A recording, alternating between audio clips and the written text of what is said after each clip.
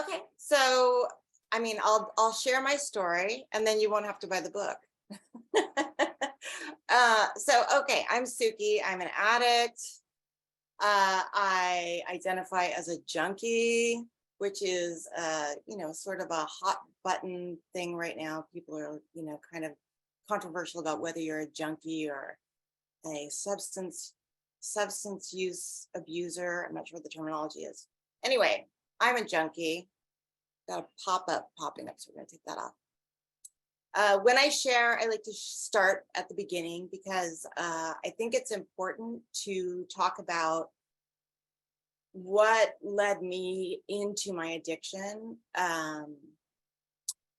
I I don't like I've heard like in other meetings, like whether they're 12 step related or not, like I've heard people say that I've heard people say two things that people think that they are addicted because of DNA, because it was something that their parent was addicted, or there was alcoholism in their family or whatever.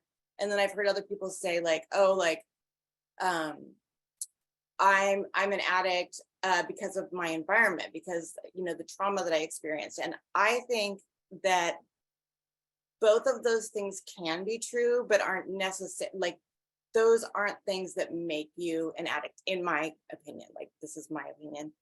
I think that for me, there was certainly a combination of having familial addiction and alcoholism in my family, and then also I had a traumatic upbringing.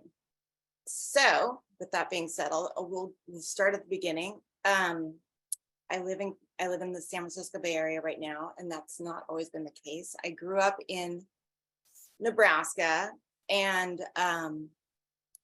my I'm an only child, and my dad was a violent alcoholic. Like he wasn't consistently violent, which made it a little more hard to navigate. He was he was up and down. So there were times that he would be like the practical joker. Like he was very charismatic, and he was like known for like telling tall tales and like life of the party kind of guy. He was like 6'4" and like was very charming and handsome, and so he was well liked. But at home he had this, and I'm assuming because I was never at the bar with him. Well, I was at the bar with him a few times, but as a kid, like I saw more of the violent side. Like there were times that my mom and I would have to lock ourselves into the basement because he was like, he'd come home drunk and he was just out of his mind. So I would suspect also that he had some mental health issues going on. I have some mental health issues. That's definitely something that I, was given by way of DNA. So my parents split up and got back together a number of times. There were all these like, like, oh, like I'm divorcing your father kind of moments. And then my mom and I would come out to California and stay with her parents out in Oakland for, like a week, 2 weeks, whatever, until my dad, would call or send flowers and say, I'm going to change. It's all going to be different. It's going to be better. And then we would come back. And that was kind of a pattern that I was used to as a kid. As my dad's addiction and alcoholism progressed, he was a womanizer, and was having affairs with women. He met somebody that he got more heavily into drugs with than alcohol, and that escalated his relationship with with my mother and I, as well as everybody in his circle. So he ended up going on a bender and taking off, and my mom didn't know where he was, and she was seriously thinking about divorcing him at this time. And we didn't leave the state. We stayed in Nebraska because he wasn't there. We didn't know where he was. And when he finally came back, he had started a new life with this other woman. And so my mom and her husband went and tracked them down in another state. And he came back and he went to rehab. And he was just out of his mind, crazy. Like he started talking to me about putting a hit on my mom and killing her. So, and this time I'm like probably 7 or 8. So this was an escalation for me, like for me, like I knew, like there were times in my childhood that I questioned, like, is this normal? Like, is this how, like Michelle's family is at home? Like, is this how other kids' families are at home? Like, you don't know as a kid, like you don't know what's normal for other homes. So I was like, I don't think this is normal. I don't think this is like, I don't think your parents are supposed to be wanting to making plans to kill your other parent. So I told my mom that, that my dad had said these things. And she actually already knew about it. And we moved, like that was kind of the final, well, it was sort of the final straw. We moved then to California. So my mom took me out of the state. We were in California, and my dad had like an injunction filed where I had to come back because she had illegally taken me out of the state. So I was sent back to Nebraska, at which point my dad started drugging me. So I was 8, I think I was 8 at this time. And he was living with the woman that he had taken off with. And they started giving me Quaaludes. So it was a weird experience as a kid, like to be that high and that like kind of out of it. But there was also this sense, something in me registered that like after I took the allergy medication that I was calmer, and that I was disassociating basically. Like I would be in my room just kind of like, and it was a relief. Like it was like a break from the craziness.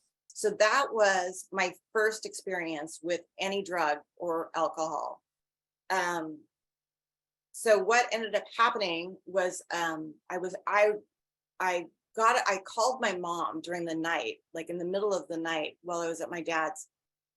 And I told her that my dad was planning on kidnapping me at this point. He was talking about taking me away. He was talking about taking me to the farm, which is a farm that our family has in the Appalachian area. So I make this call to my mom, and then the law gets involved, and then I'm sent back to California. And then I didn't go back to Nebraska for a very long time. It wasn't until I had to testify against my dad in court that I went back to Nebraska. And then after that court case, I didn't speak to my dad for like, I think it was like 16 years or something. He was ridiculously mad that I had testified against him in court, which is crazy. I mean, that's crazy logic. Like, why would you be mad at a kid when you're planning to like kill their other parent and kidnap them? But that is, I do understand his logic, because he was, up to his eyeballs in addiction and alcoholism. So he was making crazy choices.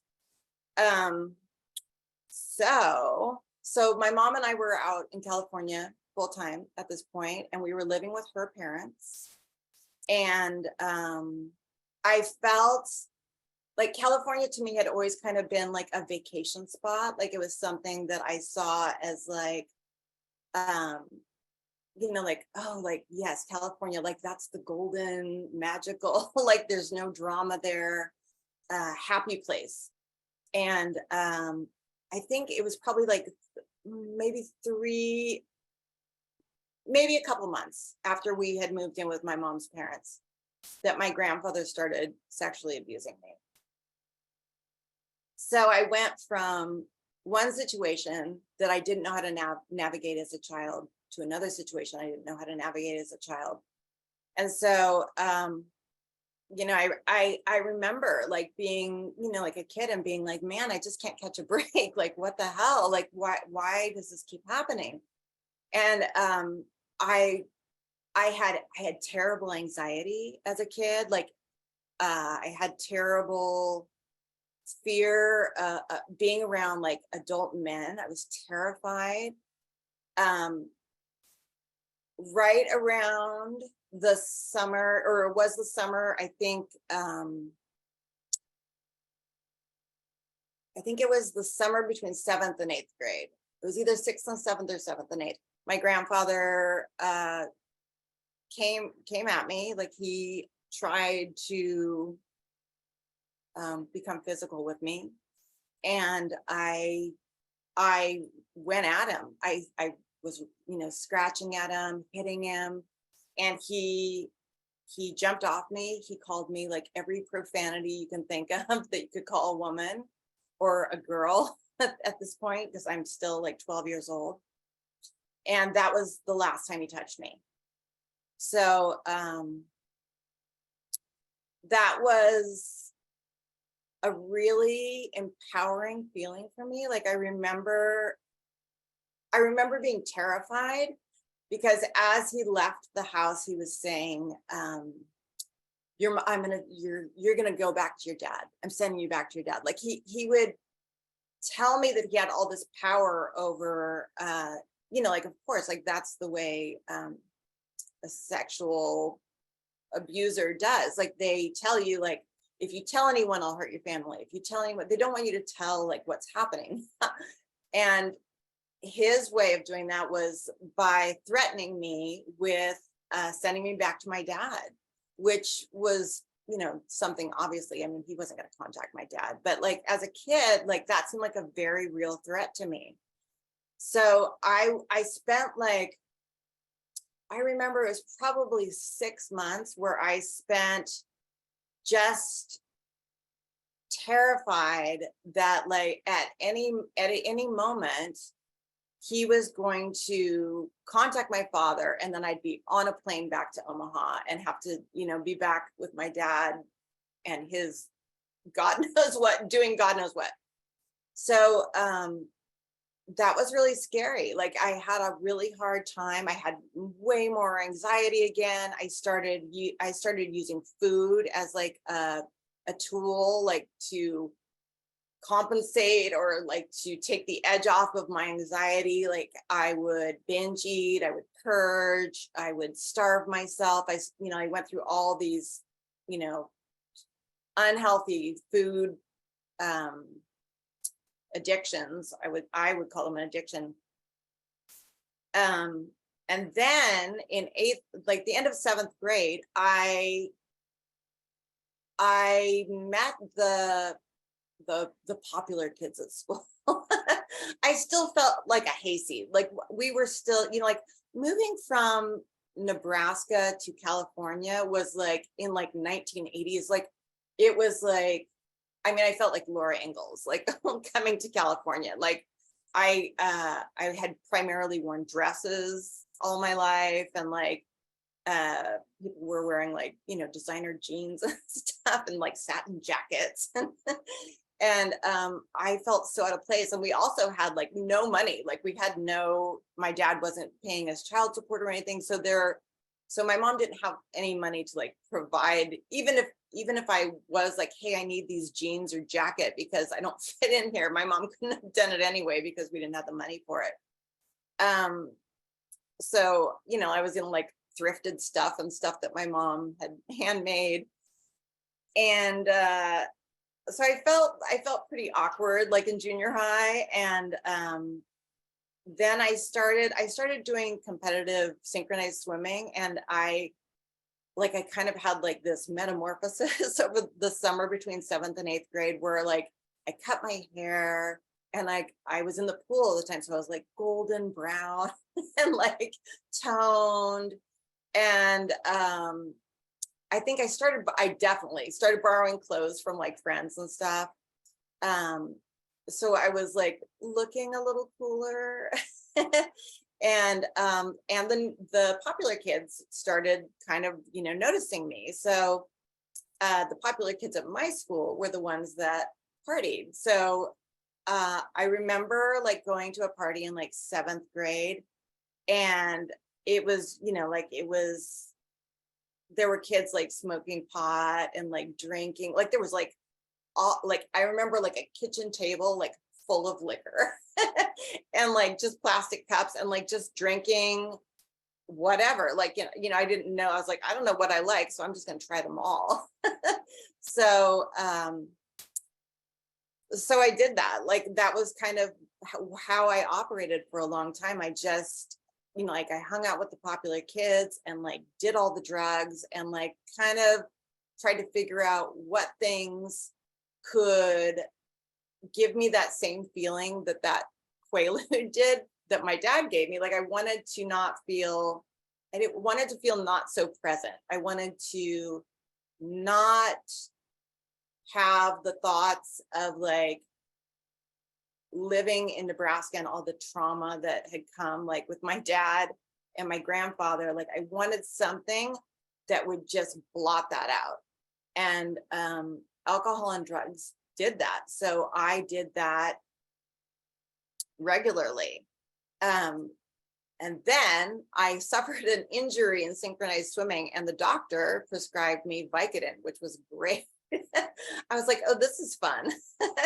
So my mom had stuck the bottle like way up on a shelf, and she was doling them out as prescribed, exactly, and she was working she worked all the time. She was a single mom. So when she wasn't home, I would, get home from school, climb up into the cabinet where the liquor was and the pills, and I would take a pill and, throw back whatever alcohol was in the cabinet. And then, that was really like kind of the point where I was like off to the races. Like from then on, like it was kind of nonstop. Like it had been, like partying in junior high was kind of like, like on the weekends, like or occasionally, like in my neighborhood, it was like sometimes after school too. But it was, it wasn't every day that I wasn't, I really, and I was never really like a stoner chick. Like weed never really worked for me. Like it didn't do what I wanted it to. It heightened my anxiety.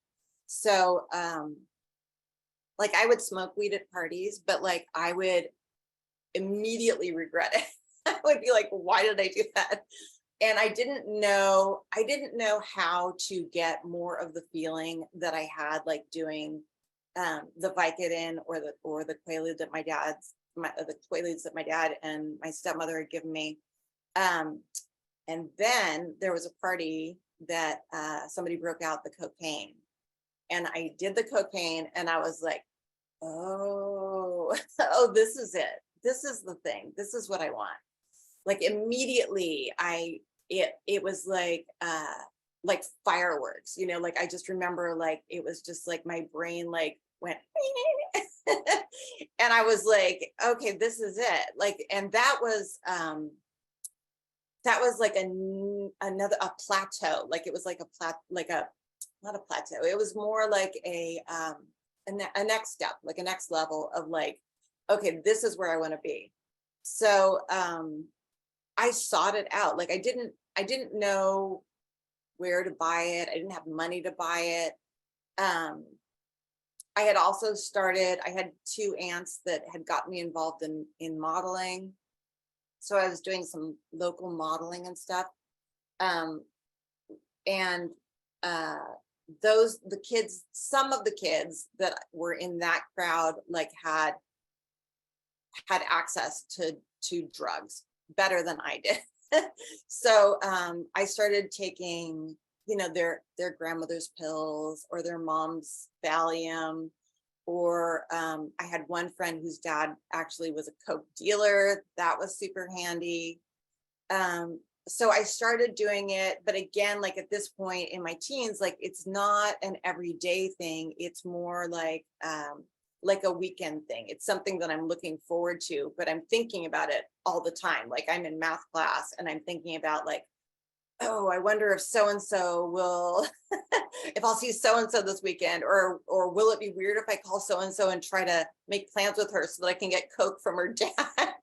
You know, so I'm trying to like, I'm trying to figure out all these little tactics to get drugs. I'm like definitely drug seeking, and I'm like, you know, 13 years old.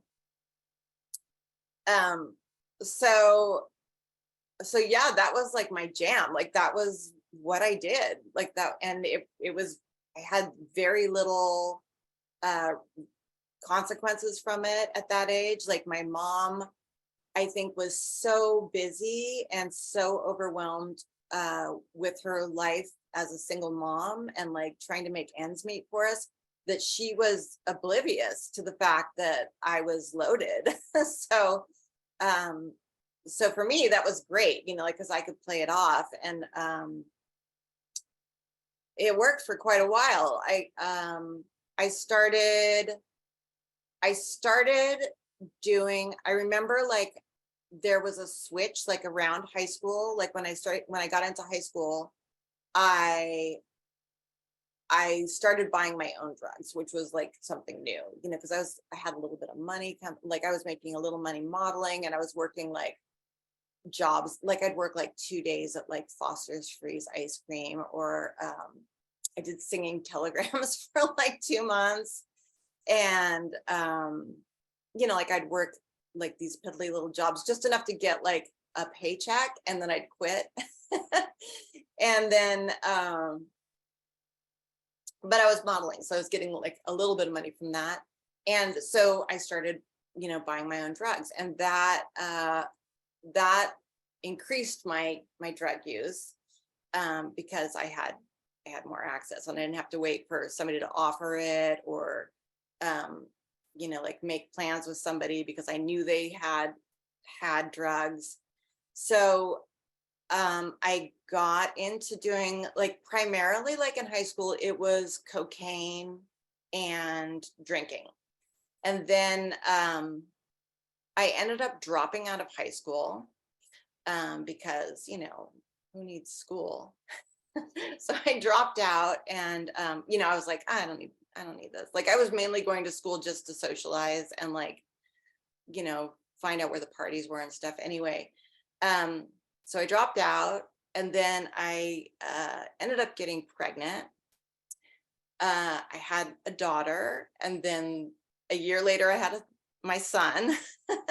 So you know, like I'm now like, you know, a dropout with 2 kids. And my drug habit is increasing along the way too. Like I was sober during my pregnancies, um, but I think like I substituted like pregnancy and like being a mom. Like I substituted that out. Like I unplugged drugs and alcohol, and I plugged in motherhood. Like I kind of like went into this ideal of like, I'm going to be like a great mom. And, you know, like I had this whole ideal that like, I can do this. And like, this is my new love. This is my new obsession. Um, so, so that kind of worked for a little while. Like I kind of like was all like in like to the family situation. I married, my kid's dad, and we had a nice little kind of idyllic life for a little while. And then you know, I was partying once in a while after I had them, but not well, I was going to say not with the same veracity that I did before they were born, but that's not quite true, because I would, instead of like doing how I had been doing, I started doing more like binge using, binge drugging. So like we'd have like, my mom or my ex-husband's mom like would watch the kids for the weekend, and we just go nuts for a weekend. Um, so but that worked for me for a little while. Like I didn't really have that many consequences at that point. Like that was like not not bad. Like like I wasn't having problems with with the police, or like I wasn't worried about like that I was doing too much, because it wasn't consistent. It was weekends, or like a couple times a month or whatever, so it didn't seem like a problem. And I went into the doctor at one point when my kids were in preschool, or maybe my daughter was in preschool. Anyway, they were very young, and I went into the family doctor just for like a checkup. And I told him that I was getting headaches periodically. And like I was not even drug seeking. I kind of find it ironic that that time I wasn't drug seeking, and he like was willingly just like, oh, I'm going to prescribe some codeine and Fioricet for you. And I was like, okay. And I kind of had viewed codeine as like the lesser of the opiates. Like it wasn't really like, I was like, whatever, it's like Tylenol, it's like glorified Tylenol is what I thought of it. So I filled the prescription, and like I remember the first time I had like a wee baby headache, took one of them, one capsule. And like 20 minutes later, I was like, oh, this is okay. Like it was different. Like it wasn't, and I don't know if it was because I wasn't consistently doing opiates or narcotics, or if it was or if it was just the combination. Like I don't know, there was something about the codeine and Fioricet, like they were pretty magical, like to me, for a long time. Like that was like my magic, pill.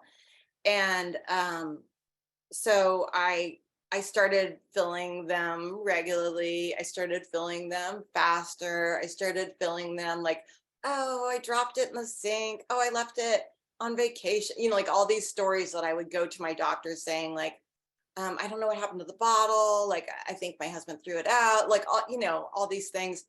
Um, but I started doing them like where I was taking like easily 3 at a time, sometimes 5, like I was going through them like super, super fast.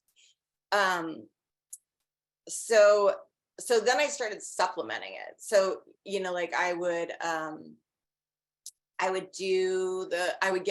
get cocaine, because or at that point, I think it was just cocaine. Maybe, I don't think heroin was in the picture yet, but I was getting cocaine to like, kind of like, like bump it up a level, like, cause turn it up a notch. Like the cocaine like was like the glittery coating on anything I was doing. Like if it was alcohol or whatever, even if I smoked weed, like I wanted the cocaine to like kind of like just kind of polish it off a little bit, like make it just right. And so I started doing that. And then shortly after I started bringing cocaine in the mix, then the heroin followed. I had friends that were modeling that were doing heroin. I had friends in my friend group that were doing heroin. And so I was like, yeah, like, why not? Like, why not do it? I had a friend that was like, oh, it's cheaper than it, or no, did he say it was cheap? He said it was probably better for me than the codeine and Fioricet, which maybe it was, I don't know. Okay, we're not gonna talk about that. Anyway, he was like convincing me that that was a better way to go, like that I should just do some heroin. So I did, like, and it was like everything. Cocaine and heroin for me were like everything that I ever wanted. Like it was like, oh, this is it. I just need to do this every day, all the time, and I'll be just fine. So, so yeah, so I ran with that. Like I I was like doing it again. Like I started like where it was on just on the weekends, and not having any consequences from it. I was playing it off. I was still working at the preschool co-op. I was still like doing all the things, all the family gatherings and all that. Like everything on the outside seemed like it was fine, but I was starting to like feel that, like, okay, I might have a problem. There might be a little problem. Like I am craving this. Like maybe it's not a normal amount of craving that I'm feeling. And then I wasn't having consequences, but what started happening was that I started seeing consequences in my friend group. Um, somebody I know had flesh-eating virus that killed them. Somebody overdosed and died. Somebody was shot execution style in a drug deal. Like I started seeing things like this around me, and then at this time also my husband and I were splitting up. So as we were splitting up, the heroin and cocaine became like the band-aid that I needed, even though I knew that it was probably uh, going to cause me problems.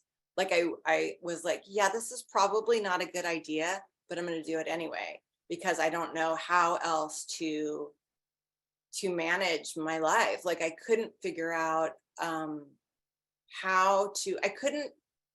Didn't believe that I could manage the chaos that I felt within me without anesthetizing it. Like I felt like I had to have something that was going to temper that. Like it was too much without any drugs or alcohol. Um, so I I started using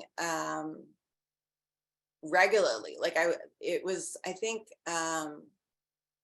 it was a pretty quick progression from when I started. Like I remember the first time I shot heroin, like from that point on, like it was just like it was a different level. Like it was something like I couldn't do without. It wasn't a choice anymore. Um it was a must. Like there was no not doing it after that. So and I was okay with it. Like I had kind of resigned myself to thinking like I'm a junkie and I'm paying my bills and I'm taking care of my kids, and as long as that I'm doing those things, it's okay that I'm doing this. Like I justified my actions, and I and like retrospectively, like it's hard to look back on that, but and I have regrets about like being, a loaded mom. But there's, at the time, you do whatever you can to try to just get through your, life, get through your day. And for me, I had um, a lot of issues from my childhood that I still hadn't dealt with. And I had worked with a therapist off and on throughout my adolescence, and I'd been hospitalized like a couple times I'd had suicide attempts. I'd had severe anxiety where I'd been hospitalized. But I really, at the end of my addiction, I was really trying to not show that side because I didn't want the consequences. So I was trying to like really put this sort of brave front out there. Like I didn't want my ex-husband to know that I was a junkie because he would definitely take my kids away.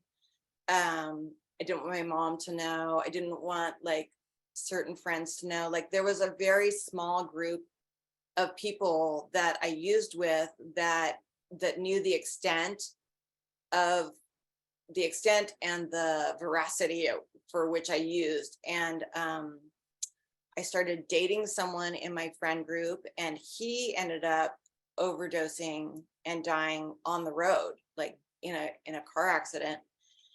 And that was the turning point for me. I really thought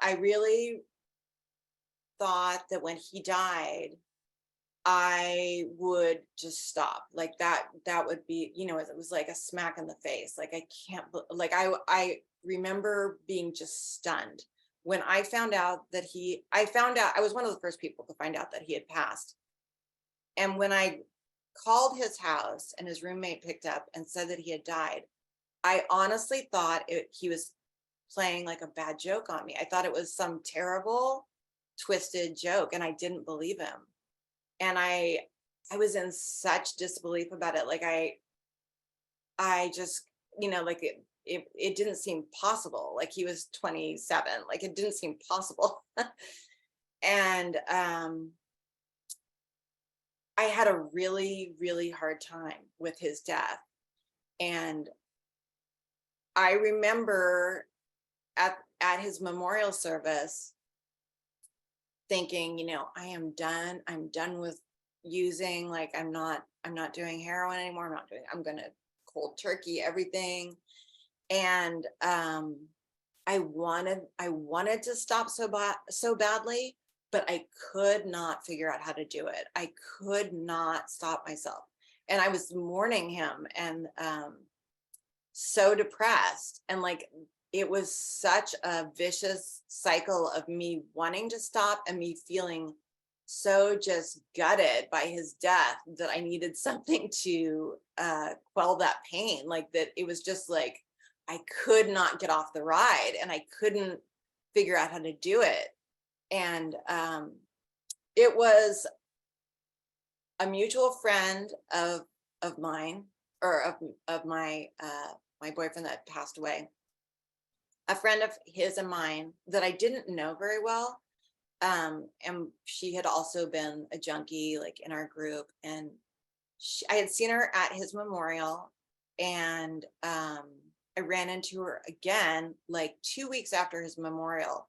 And she said something to me about like out of the blue almost. Like she said something like, "You don't have to live like this."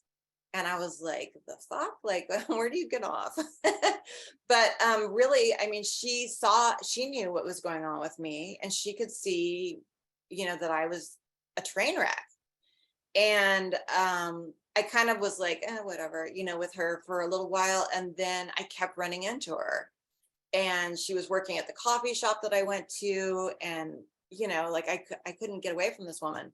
So I finally asked her about like what she was doing. Like, like I think I might have even asked her if she wanted to do some drugs with me. I can't remember exactly, but she told me she was sober. And I think she had been sober like six months. Like she had like 6 months more than me. Or no, because that can't be right. I can't remember. Anyway, read the book. Anyway. So anyway, she gave me a list of meetings to go to and told me to go to a meeting. And I was like, okay, whatever. Like I really, like I had no love for AA. Like my dad had tried AA and it did not work. And like that was my template of like how, like how AA worked for alcoholics. I thought it was just something you had to go to, that it didn't work. Like I thought it was like churchy and court mandated, and like, like I didn't understand what it was. So I really had no interest in it, but I also like had been I had started doing methadone and was like on and off methadone treatments. And I got into another relationship with another roommate of my boyfriend that passed away, because why not.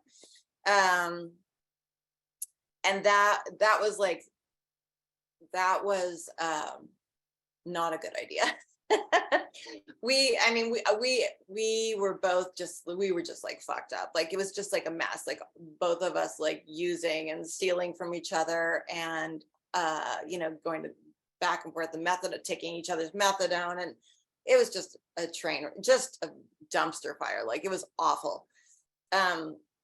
Anyway, so I I had just like a moment, a sparkling moment of like, why not? Like I'll try getting sober like this way. And so I went to a meeting. I went to a meeting by myself. I didn't want to go with anyone because I was like, if I want to bail, like I don't want somebody telling me like, no, we have to stay. Or I didn't want to have somebody that was like my ride home or any of that.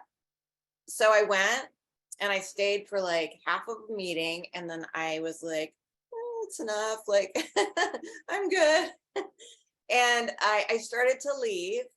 And as I was leaving the church, I saw my ex-husband across the street at a bar. And a guy came out from the meeting and was like, hey, why don't you come back? Why don't you come back in just for the rest of the meeting? And I was like, oh, he's really cute though. He was like devilishly handsome. So I was like, okay, cute guys like asking me to come back inside. So I guess I'll go. So I crushed out my cigarette, went back inside the church. And I really like got lost in like all the preambles of EAA. I was like, what the fuck is this? Like, I was like, I don't, like the whole first 15 minutes was just like lost to me. But when I came back, there was a woman that was a mother, a single mother, and she was sharing about her addiction. And as corny as it sounds, like I heard just what I needed to. Like she said something that that like affected me. Like it was something, like she talked about like the fear of losing her children, and like and about like the shame she had like for not being present for her kids, and like being, just a wreck of a mother. And I identified with her, and like I started crying. Like I was like sobbing like uncontrollably. And like it was like it was like a release of like everything that I'd been holding inside me for so long, and it was like a dam broke. Like I was just like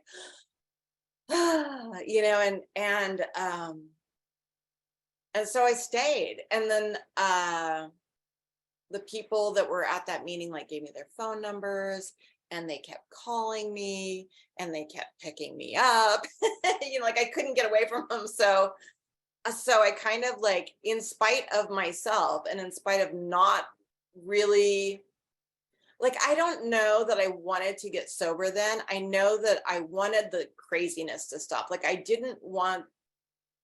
wanted the high back, but I wasn't getting the high that I wanted anymore. So like for me, like I didn't want to die. I didn't want to like I didn't want the bad things to happen, but I really was not ready to give up the feeling, the relationship I had with drugs. I did not want to break up with drugs. And but at the same time I knew that it was gonna kill me, or like that I was gonna end up like without my kids, or or God knows what, or kill somebody else, or like there were like the possibilities were endless, like to the terrible things that could have happened. And I really wanted that to stop.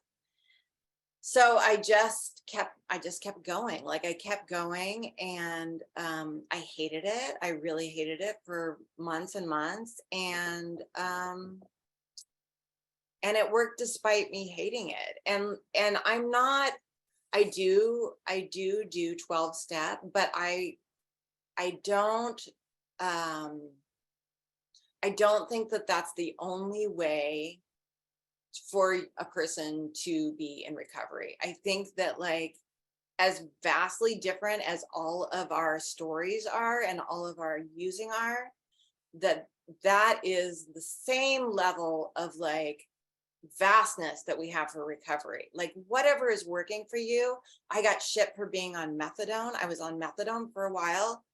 And for me, it was the best choice because I had kids to take care of. I needed to provide money for my family. I could not go to rehab. Like that wasn't an option for me. My ex-husband would have had a field day with that, like the path that I chose worked for me, but my path won't work for everybody. But if if you're doing something and it feels like, and you have that sense of like, oh, like this is the release. This is where I get to let go. Um, and I'm gonna be okay. Like go with it. Like that, if it's working for you, ride it. Like just go with it. And I mean, that's almost an hour. It's close to an hour. That's really all I got. Like, yeah, that's it.